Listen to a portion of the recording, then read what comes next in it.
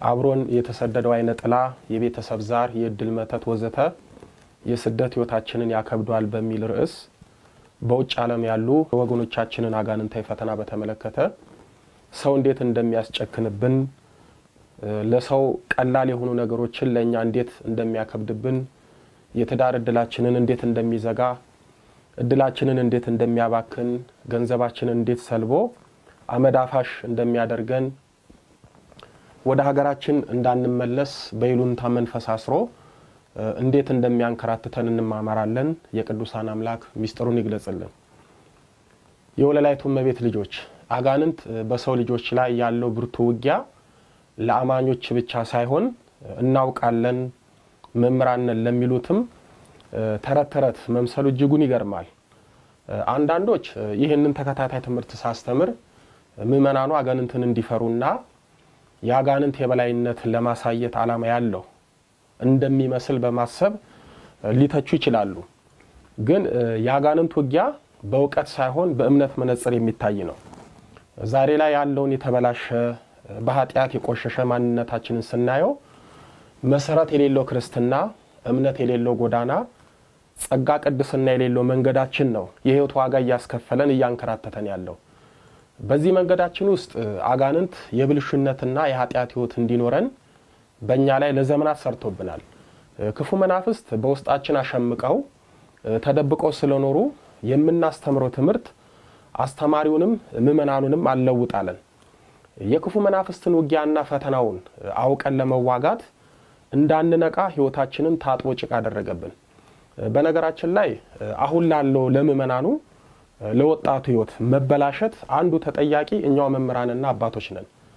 እኛ መምህራንና አባቶች እንደ ቀድሞ አባቶቻችን ያጋንንትን ውጊያና ፈተና ድል እንዴት እንደሚነሳ በህይወታችን እንዴት ጣልቃ እንደሚገባና ህይወታችንን እንዴት እንደሚያበላሽ የትኛው ክፉ መንፈስ የትኛውን ፈተና ያመጣብናል፣ የትኛው ክፉ መንፈስ በህመም ያሰቃየናል፣ እድላችንን ይዘጋል፣ በዝሙት ይፈትነናል የሚለውን የዕለት ተዕለት የአምልኮታችን ምን ይመስላል ምን መምሰል አለበት የሚለውንና የጸሎትና የስግደትን ጥቅምና በክፉ መናፍስት ላይ ያለውን የበላይነት ስላላስተማርን ምእመናኑ በክፉ መናፍስት እየተሰቃየ ይኖራል። በእውነት ከወንጌል ጎን ለጎን ማስተማር ካለብን አንዱ ዓለምን ስለተቆጣጠረው ወደ ህይወታችን ሰርጎ ስለገባው ህይወታችንን ስለሚያመሰቃቅለው ቤተክርስቲያናችንን ስለሚያምሰው መንፈሳዊ ነን ለምንለው ፈተና ስለሆነው አባቶቻችንን በአባትነታቸው ክብርና ጸጋ እንዳይጸኑ ስለሚያደርገው እኛን መምህራንን የስብከት እንጂ የተግባር የአምልኮት ህይወት እንዳይኖረን ስለሚያደርገው ስለ ክፉ መናፍስት ሴራ፣ ውጊያ፣ ተንኮል፣ ክፋትና መፍትሄ ማስተማር አለብን። ከገነት ለመባረርና ለመውጣት እንዲሁም ይህንን የመከራ ምድራዊ ህይወት ስላመጣብን ጌታችንን እመቤታችንን ቅዱሳንን ስለተፈታተነው ሰይጣን ዝም ማለት ትውልዱን በሰይጣን ማስበላት ነው። እንኳን ስለ ጥንተ ጠላታችን ሰይጣን ቀርቶ የሥጋ ጠላት ስለምትሉት ካላወቃችሁ በቀላሉ ትጠቃላችሁ። ስለ ጠላታችሁ ካወቃችሁ ግን እጅጉን ትጠነቀቃላችሁ።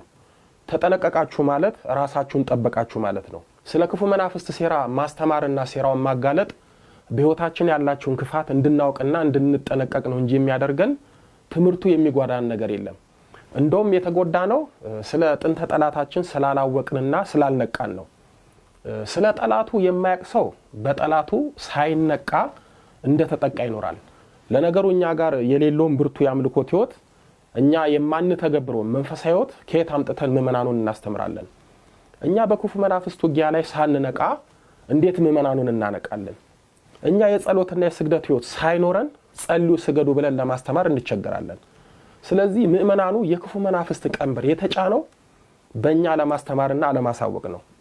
ወደ ትምህርታችን ርዕስ ስመለስ እስኪ ልብ ብለን ዞር ብለን የኛን ሳይሆን የአባቶቻችንን የእናቶቻችንን ወይም የአያቶቻችንን ህይወት እንመልከት። በአንድም በሌላም ወይም በማወቅም ይሁን ባለማወቅ ከኋላቸው የባዕድ አምልኮ ለምሳሌ ጨሌ፣ አቴቴና ዛር አለ። እነዚህ ክፉ መናፍስት በቀጥታ በቤታችን ከእንስሳት በግና ዶሮ በመልክና በእድሜ እየተመረጠ ሲገበርላቸው ከርመዋል። አንዳንዴ በቀጥታ ባይገበርለትም በተዘዋዋሪ በልደታ ስም ግንቦት አንድ ፈንዲሻና ንፍሮ በዘመን መለወጫ ገብስማና ወሰራ ዶሮ ለምዶ ህይወታችንን ባዶ ሲያደርግ ቆይቷል። እንዲሁም በመቀኝነት በሰው ምክንያት በቤተሰቦቻችን ላይ የተደረገው የቤተሰብ መተትና በእኛ ላይ የተመተተው የእድል መተት የኛን ግላዊ ህይወት ለእንክርት እንዲሁም ቤተሰብንም እርስ በርስ በማባላት እንድንበታተንና እንዳንተዛዘን አድርጎናል።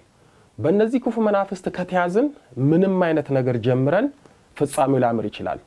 የሚገርመው ደግሞ እኛ ከቤተሰባችን አጉል እምነት ጋር ላንገናኝ እንደነሱ ላናመልክ እንችላለን፣ ግን እንደሚያመልኩ እናውቃለን አሊያም እንሰማለን። ቤተሰቦቻችን የሚያመልኩትን የዛር መንፈስ ሊተውና ንስሐ ሊገቡ ይችላሉ፣ ግን እነሱ አጋንንቱን ተውት እንጂ አጋንንቱ እነሱን አልተወም። ደም የለመደ ግብር የለመደ ጫጩትና ጠቦት ቂንጬና ገንፎ የለመደ አጋንንት በአንድ ጊዜ ሲተውት እሱ ላይ ተዋቸው ይችላል። እንኳን አጋንንት ሰው ለወዳጁ ያስለመደውን ነገር ሲያስቀርበት ቅር መሰኘት ብቻ ሳይሆን ሊቀየም ይችላል። የተቀየመ ሰው ደግሞ ቅያሜውም በጥላቻ ብሎም ከኋላ ለመጉዳት ብዙ ይጥራል። በተለይ ጥቅሙን ያስቀረበት ሰው በየትኛውም አጋጣሚ በስውር ሊጎዳው ይችላል። አጋንንትም እንደዛው ነው። ይገብሩለት የነበረውን ያስለመዱትን ነገር ሲያስቀሩበት እሱን ሲተውት፣ በተለይ እሱን እርግፍ አድርገው የተውት ሰዎች የጸሎት ህይወታቸው ደካማና እስከነጭራሹ የጸሎት ህይወት ከሌላቸው አጋንንቱ ባገኘው አጋጣሚ ሁሉ እነሱንና ልጆቻቸውን ሊያጠቃ ይችላል። ሲያጠቃም ማንም ሊያውቅበትና ሊነቃበት በማይችለው መልኩ በስውር ነው። ለምሳሌ ቤተሰብን ሰላም በመንሳት፣ በዓል በመጣ ቁጥር በማናቆር፣ ጤና በመንሳት፣ የጮኝነትና የትዳር ህይወትን በመዝጋት ወይም በማበላሸት፣ ገንዘብ በማባከን፣ በማንከራተት፣ የሥራ ዕድል በማሳጣት፣ ሰው እንዲጠላን እንዲጨክንብን በማድረግ፣ ከሰውና ከራሳችን ጋር እንድንጣላና እንዳንግባባ በማድረግ ወዘተ ይፈትነናል። ወዳጆቼ ዛሬ ቤተሰቦቻችን የዘሩትን እኛ መከራውን ፈተናውን እያጨርነው ነው። የነሱን የባዕድ አምልኮ ዕዳ እኛ በተለያየ ፍዳ እየከፈልን ነው። ቤተሰቦቻችን ከአጋንንት ጋራ በባዕድ አምልኮ የፈጠሩት አንድነት ሲቋረጥ አጋንንቱ በብቀላ የእኛን ህይወት መበጥበጥ ይጀምራል። ልብ ስለማንል ቦታ ስለማንሰጠው እንደ ቀላል ስለምናየው እንጂ ከቤተሰቦቻችን ከአያቶቻችን በባዕድ አምልኮ ውስጥ ያለፉ አሉ። በቅርብ በመናቃቸው ብቻ ሳይሆን በቅድመ አያቶቻችን በኩል አጋንንት አምልኮ አይጠፋም። ከተማ ያሉት እንደተጠበቀ ሆኖ በተለይ በክፍለ ሀገርና በገጠር ያሉ ዘመዶቻችን አብዛኞቹ የዛር አምልኮት አለባቸው ወይም ነበረባቸው። እንደ ቀልድ ለአጋንንቱ ሽፋን እየሰጠን ለህይወታችን መመሰቃቀል እሱ አይደለም እያል ግን የአጋንንቱን የፈተና ገፈት እየጠጣን መከራ እየበላን ነው። ላይ ያለን ሰዎች ወደ ታች ምእመናኑን ወረድ ብለን ብንመለከት ችግራቸውን ብንጋራቸው አጋንንት በሰው ጣልቃ በመግባት ምን ያህል እንደሚያሰቃያቸው እንረዳ ነበር። ዛሬ ጸበል ቦታዎች የተጨናነቁት ከቤታቸው ለጸሎት በወጡት ሳይሆን በአጋንንት ባይነጥላ በቤተሰብ ዛር በእድል መተትና በሌሎችም ክፉ መናፍስት በሚሰቃዩት ነው። የወለላይቱ እመቤት ልጆች በማናቀው በቤተሰባችን በኩል የመጣው አጋንንት ወደኛ ህይወት በመግባት ሰዎች ሊረዱንና ሊያውቁልን በማይችሉት መልኩ ስውር ጦርነት ይከፍቱብናል። እኛም ህይወት ፈተናችን ከራሳችን ችግር አንዳንዴም ከእግዚአብሔር ይመስለናል። ብዙዎቻችን ኑሮን ለማሸነፍ ቤተሰብን ለመርዳት ሻል ያለ ነገር ለማግኘት ወደ ውጭ ሀገር እንሄዳለን። አጋንንት ደግሞ የዓለም ገዢ ስለሆነ በሄድንበት ሀገር እኛን መፈተን አይተውም። እንደውም በስደት ባለንበት ሀገር ፈጣሪ የለም ብለን እስክንክድ ድረስ ፈተና ያጸናብናል። ከአጋንንት ክፉ ጠባይ አንዱ ሰውን ማስመረር ነው። በነገሮች ሁሉ ያስመረናል። በመጨረሻ ራሳችንን ጠልተን እንድናጠፋ ያደርገናል። ብዙዎች በስደት ህይወት ከሀገሩ ፈተና ይልቅ ውስጣቸው ያለው አጋንንት ህይወታቸውን ያከብድባቸዋል። በልጅነታችንና ከጊዜ በኋላ ውስጣችን የገባው አጋንንትና በቤተሰባችን በኩል የመጣው የዛር መንፈስ ግልጽ ውጊያውን የሚጀምረው በክፉ ቀናችን ወቅት ነው። አጋንንቱም በሚያሰሩን ሰዎች እንድንጠላ፣ እንዳንታመን፣ እንደ ሌባ እንድንታይ በማድረግ ይፈትነናል። ገንዘባችን በረከት እንዳይኖረው በዚህ ማመድ አፋሽ ያደርገናል። ሰዎች በቀላሉ የሚያገኙትን ስራ ለኛ እጅጉን ይከብድብናል። ዕውቀትና የሥራ ልምድ እያለን ከሰው በታች ሆነን እንድንሰራ ያደርገናል። በዚህም የመቆርቆዝ ህይወትና ብኩንነትን እንክርትን ያመጣብናል። አንዳንዶቻችንማ አጋንንቱ ገንዘባችንን የሚያወጣበት መንገድ ሲያጣ ደዌ ሆኖኛ ላይ በማደር በሕክምና ገንዘባችንን እንድንጨርስ ያደርገናል። እንመረመራለን፣ በሽታ የለባችሁም እንባላለን። እኛም ባያውቁልን ነው ብለን ሌላ ቦታ እንመረመራለን፣ እዛም ምንም የለባችሁም እንባላለን። ሌሎቻችንም የሌለብን በሽታ አለባችሁ ተብለን ድነን ላንድን ገንዘባችንን እንጨርሳለን። ገንዘቡ ለኛም ለቤተሰቦቻችንም ሳይሆን የሐኪም ሲሳይ ይሆናል። ወዳጆቼ ብዙዎች የአጋንንትን የፈተና ስልት ስለማያውቁ ብዙ ነገር እንደተነጠቁ ይኖራሉ። በተለይ ውጭ ሀገር ያሉ ሴቶች ተምሬ ሰርቼ አንድ ነገር ይዤ ቤተሰቦችን ረድቼ ቀይሬ አገባለሁ እያሉ የወጣትነት እድሜያቸው ያልፋል። እነሱም ስኬት የሚሉት ቦታ ሲደርሱ ትዳር ሲፈልጉ አጋንንቱ ደግሞ በተራው የትዳር እድል በመዝጋት የመጣው ወንድ ለቁም ነገር ሳይሆን ለዝሙት ብቻ ያደርግባቸዋል።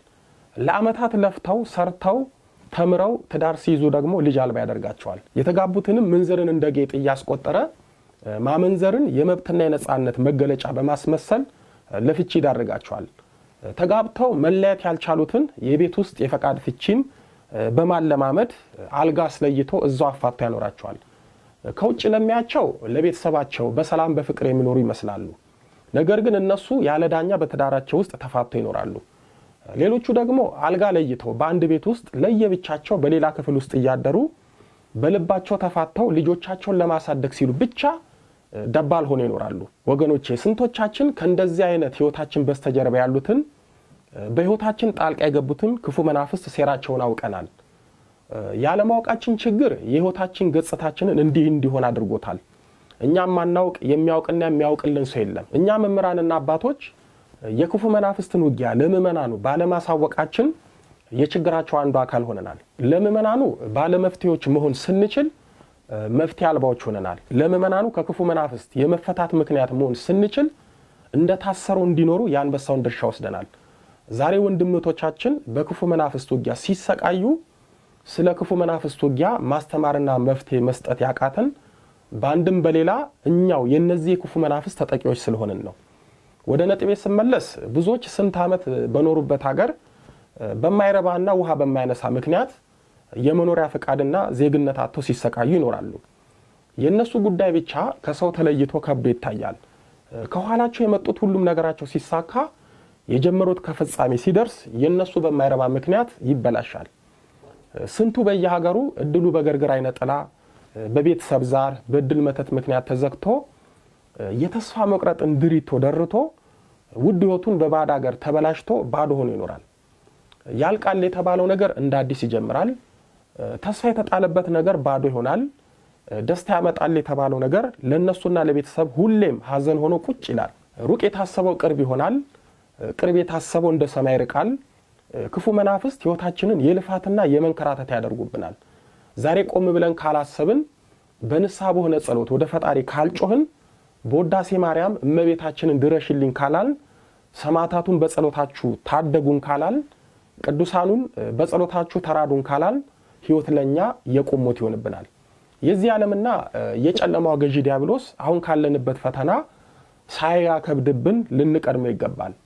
አጋንንት ተፈቶ በተለቀቀበት ዓለም ላይ ሰይጣን ቤት አምልኮት ተሰርቶለት በሚመለክበት ሀገር ላይ ግብረ ሰዶም ህጋዊ ተደርጎ በተፈቀደበት ሀገር ላይ የሰው ልጅ ነውር መብትና ክብር ተደርጎ በሚቆጠርበት ሀገር ላይ የኖርን አጋንንት ቢፈትነን ሳይሆን ባይፈትነን ነው የሚደንቀው።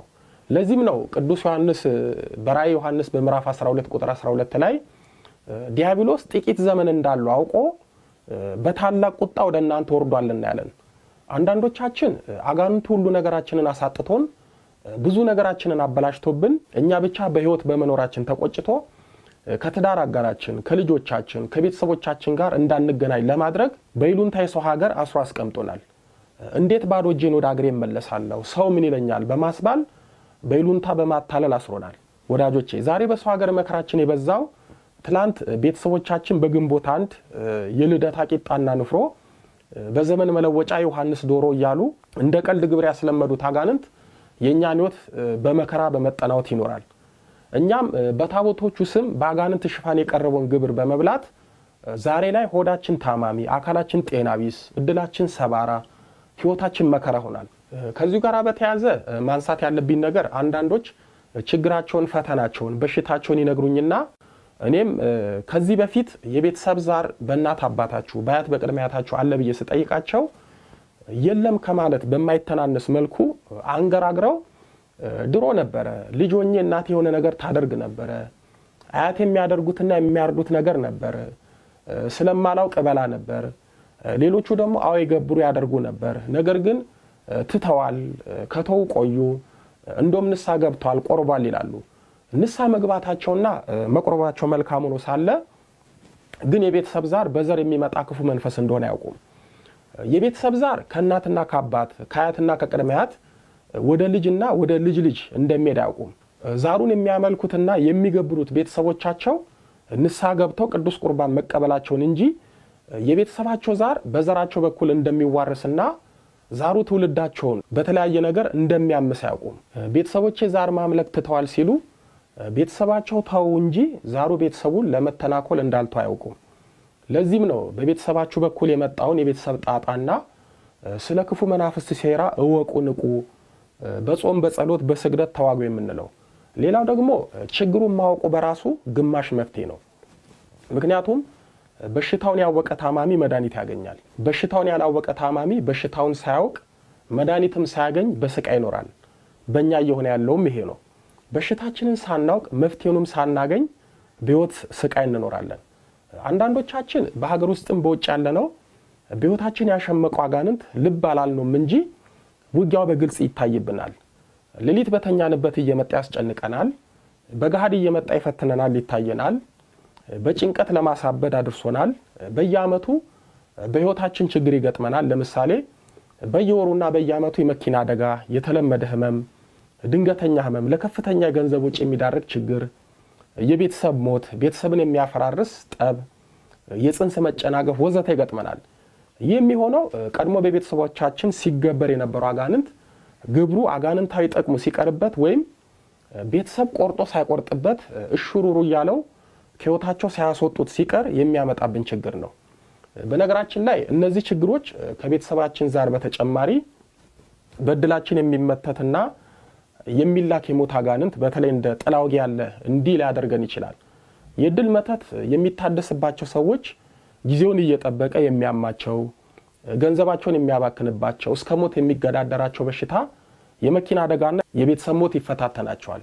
ያልፍልናል ብለን ከሀገር ብንወጣ አብሮን የተሰደደው አጋንንት የማያባራ የመከራ ጣጣ እያመጣብን በሰው ሀገር ያሰቃየናል። በቤተሰባችን ውስጥ በእድላችን መተት ከተደረገብን የመተት መንፈስ ብዙ ነገር ሊያበላሽብን ይችላል። ቤተሰብ በመተት ከታሰረ እኛም በውጭ ሀገር በሁሉም ነገር እንደታሰርን ልንኖር እንችላለን። አንዳንድ የዋሃዎች ቅድም እንዳልኩት እናቴ አባቴ አያቴ በፊት ታመልክ ነበር፣ አሁን ግን ንስሐ ገብታ ትታለች፣ ቆርባለች፣ ቆርባ ሞታለች እንላለን። ወዳጆቼ እነሱ እንጂ አጋንንቱ እኛን ላይ ፈትነን ንስሐ አልገባም። ስለዚህ ቤተሰቦቻችን እንደ ቀልድ የተከሉት አጋንንታዊ የአምልኮ መርዝ በእኛ ሕይወት በመከራ በፈተና ሲመዘዝ ይኖራል። በዚህ መልኩ የመጣው ክፉ መንፈስ ነው በስደት ሀገር አብሮን በመሄድ ሕይወታችንን የመከራ መንገድ የሚያደርግብን። የወለላይቱ እመቤት ልጆች በውስጣችን ያለው አይነ ጥላ በስደት ሀገር የኛ የሆነውን ሁሉ ለማበላሸት መልካም ነገሮቻችንን ለማጠልሸት ብዙ ይታገለናል። አይነ ጥላ ቀኒታ መንፈስ ስለሆነ በሕይወታችን አንድ ስኬት ስናገኝ ሌላውን ለማበላሸት ይጥራል። በትምህርታችን ጥሩ ደረጃ ላይ ስንደርስ የትዳሩን እድል ይዘጋል። ለትዳር የመጡትን ወንዶች ያለ ምክንያት ያባርራል፣ ወይም እኛ ላይ ሆኖ እንድንጠላቸው ያደርገናል። በሰበብ አስባቡ የምናገባበትን የምንወልድበትን የተፈጥሮ ጊዜ በማሳለፍ በከንቱ ጠፍሮ ይይዘናል። ሌሎችን ደግሞ ባላቸው ስጋዊ እውቀትና ክብር በማስመካት ለትዳር የሚመጣውን ሰው በማስናቅ አይመጥናችሁም በማለት ቆሞ ያስቀራቸዋል። ዛሬ ለትዳር ምርጫችን እንድንቸገር ያደረገን አጋንንት ነገ የሚመርጠን በማሳጣት የብቸኝነትና የባዶነትን ሕይወትን ያስታቅፈናል። ዛሬ በስደት ሀገር ያለው አጋንንትና በውስጣችን ያሉት ክፉ መናፍስት በማበር ከድካም በኋላ ያለውን የእንቅልፍ ጊዜያችንን የቅዠት አድርጎብናል። ጸሎት እንዳንጸልይ በማናውቅ ምክንያት ይዞናል። ወዳጆቼ በዚህ ደረጃና በማናውቅ ምክንያት ሕይወታችንን ለሚያመሳቃቅልና ለሚፈትነን አጋንንት መዘናጋት፣ መሰልቸት የሌለበት ትጋት የታከለበት የጸሎት ሕይወት ያስፈልገናል። በተለይ ከለመድናቸው ጸሎቶች ማለትም ከውዳሴ ማርያም፣ ከሰኔ ጎልጎታ፣ ከአርጋኑን በተጨማሪ ሰይፈ ሥላሴ፣ ሰይፈ መለኮትንና ጸሎተ ባርቶስን ማቋረጥ የለብን። እነዚህ ጸሎቶች በተጨማሪ እንኳን የኛን ሕይወት ሀገር የሚጠበቅበት አጋንንትን የምናርቅበት ተንኮላቸው የሚሻርበት ጸሎቶች ናቸው። ስለዚህ በአንድም በሌላም ወደ ሕይወታችን ለሰረገው አይነ ጥላ የቤተሰብ ዛርና የቤተሰብ መተት በጸሎት በመበርታት ልንዋጋ ይገባል። ይህ ካልሆነ የስደት ሕይወታችን ላይ የክፉ መናፍስት ውጊያና ፈተና ስለሚበረታብን ሕይወታችን የቀን ጨለማ፣ የቁም እስር፣ ተስፋና ራዕይ የሌለው እጅጉን የከበደ ይሆናል። በቀጣይ በክፍል 34 የአጋንንት በጌታ ምድራዊ ሕይወት ጣልቃ ለመግባት መሞከር በሚል ርዕስ እንማማራለን። ሕዝቤ እውቀት ከማጣቱ የተነሳ ጠፍቷል። ትንቢተ ሆሴዕ ምዕራፍ 4 ቁጥር 6 ከትውልዱ ማን አስተዋለ? ትንቢተ ኢሳይያስ ምዕራፍ 53 ቁጥር 8 ፈረስ ለጦርነት ቀን ይዘጋጃል፣ ድል ግን ከእግዚአብሔር ዘንድ ነው። መጽሐፈ ምሳሌ ምዕራፍ 20 ቁጥር 31 ያስተማረን የመከረን የአባቶቻችን አምላክ ልዑለ ባሕሪ ቅዱስ መድኃኔ ዓለም ኢየሱስ ክርስቶስ ክብር ምስጋና ይድረሰው። ድንግል ስንላት ጌታን ወልዳ የተገኘች ጌታን የወለደች ስንላት ድንግል የሆነች ስሟን ለመጥራት ከሰማይ ከምድር የከበደች መንበረ ፀሐይ መንበረ ሥላሴ ንግሥተ ሰማይ ወምድር የጌታችን የመድኃኒታችን የኢየሱስ ክርስቶስ እናት ወለላይቱ እመቤት ድንግል ማርያም ምስጋና ይድረሳት። አሜን።